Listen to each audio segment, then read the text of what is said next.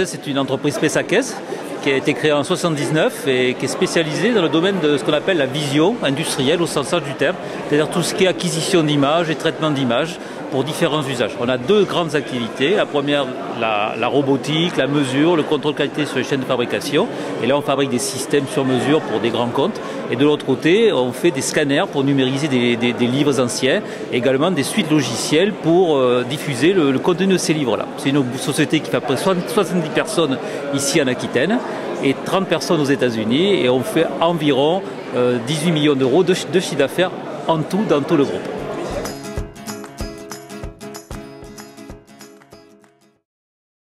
L'ADESO, c'est aussi les industriels du numérique, c'est-à-dire ça regroupe environ 160 entreprises qui pèsent 12 500 emplois ici en Aquitaine. La grosse majorité du PIB fait dans le numérique est fait par les membres de l'ADESO et cette association est chargée aujourd'hui du développement de l'écosystème numérique et électronique aquitaine. Et c'est comme ça qu'on a proposé un certain nombre d'actions, comme celui de la cité numérique qu'on va faire avec la CUB, la région Aquitaine, au centre Belsier, pour accueillir à la fois des industries, des start-up, des laboratoires, des centres de formation, mais également on fait beaucoup d'animations, par exemple à l'international, on a des contacts à la Silicon Valley, ou même ici sur place beaucoup plus localement, où on essaye de faire diffuser les technologies de l'information électronique au sein de clusters ou d'entités ou d'entreprises qui n'ont rien à voir avec le numérique, comme par exemple le vin ou le commerce, voilà. Oui, mais j'en ai beaucoup entendu parler. Parce que comme je suis un dinosaure lyrique, comme je vous ai expliqué, je me connecte sur Facebook ou sur Twitter et l'an dernier, je vous ai quand même suivi pour savoir tout ce que vous disiez. C'est Philippe qui m'a dit, écoute, c'est intéressant justement qu'il y ait un non-spécialiste dur du sujet, mais qui est quand même dans le bain, puisque je m'occupe quand même de ces écosystèmes depuis une vingtaine d'années. J'essaye de comprendre comment ça fonctionne et il m'a dit, ça serait intéressant que tu apportes un éclairage peut-être un peu décalé ou un peu différent de ce qu'on entend habituellement, des gens qui sont des spécialistes ou des experts de ces sujets-là.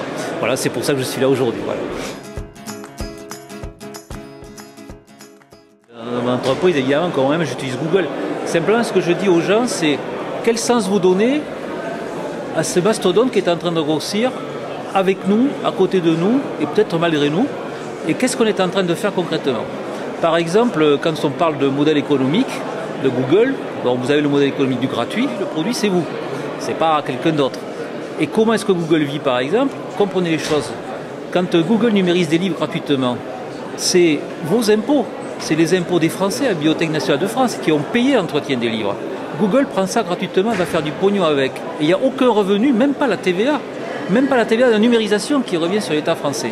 Donc on assiste à quelque part une espèce, pas de pillage, mais on prélève donc sur la société un certain nombre de données, de choses que les autres ont fait, pour les utiliser, créer du flux et vendre quoi derrière?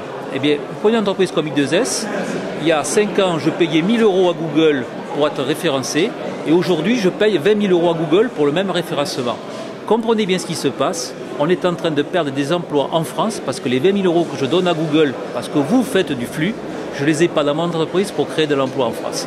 Voilà un peu la problématique. Et deuxième problématique, c'est quid de l'information. Pourquoi les dirigeants de Google veulent-ils absolument gérer l'information mondiale? Et pourquoi nous, on accepterait d'avoir un seul canal de gestion et de produits et de moyens pour pouvoir faire ça? C'est une question que je pose à la société.